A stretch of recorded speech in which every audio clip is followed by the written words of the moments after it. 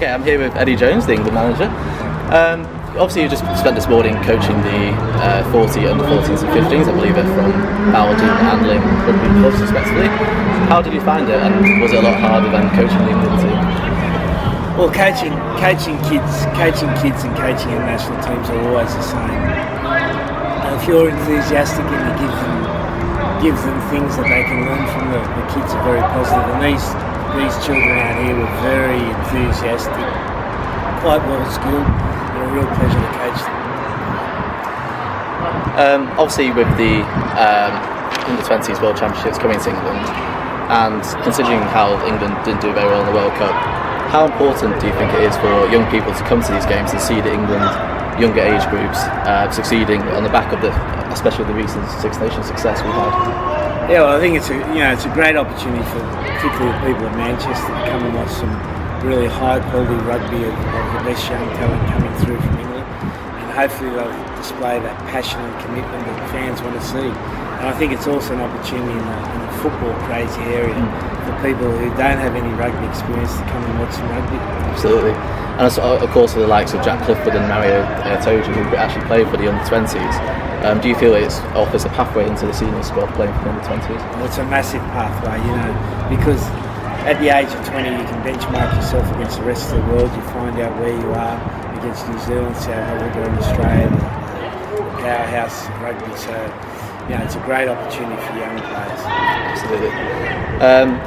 I saw some comments made by Mike Brown, and he was slightly concerned just about how young players, especially at the age of 21, being exposed to Test rugby, and that in the long term, how this might impact them in terms of the physical and mental aspects.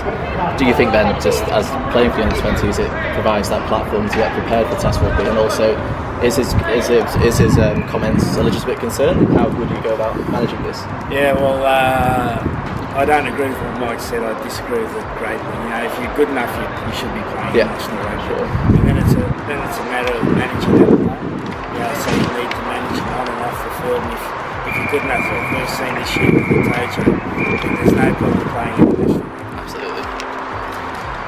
And in terms of actual coaching, especially with the Saxons and the under 20s and the younger England age groups, are they all? Is there a trickling down effect in terms of they looking to put the style of rugby you want to impose in England team? Obviously with the Six Nations we've had a lot of expansive running game. Is that something that coaching down the lines that trickles down into these teams? Well, I think it's more a philosophy of coaching. I think you've got to allow each coach to develop the team how he wants to develop them. So for instance, Martin Haig with the 20, he's got to play the style of game that he wants to play. But what we need to see with the young players is developing the skill set. If you've got a skill set of being able to run, pass or kick, then you can play any style of rugby. So it's important, these young kids out here now, that they develop the skills to be able to be adaptable and flexible to play any style of rugby. Just with the home advantage, obviously the England under 20s will be playing at home in Manchester. How do you think they'll fare in the tournament? Well, the English teams are always very well prepared. They're physically good. And playing at home in Manchester, there's no reason why they shouldn't do very well. But I think again, it's always nice to win these tournaments. But again, the important thing at underage tournaments is that the players develop and they have positive experiences about rugby. Absolutely. And who do you think will be sort of competing for the trophy? Will England be up there?